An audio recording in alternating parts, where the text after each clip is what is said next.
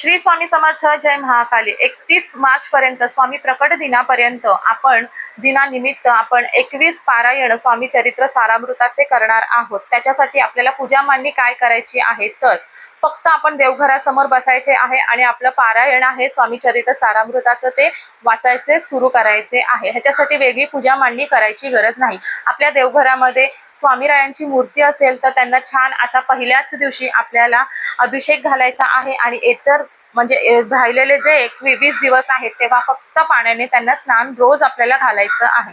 अशा प्रकारे आपल्याला ही पूजा करायची आहे. नियम काय पाळायचे आहेत, तर बाहेरचे परान्न खायचे नाही, मांसाहार करायचा नाही, मद्यपान करायचं नाही.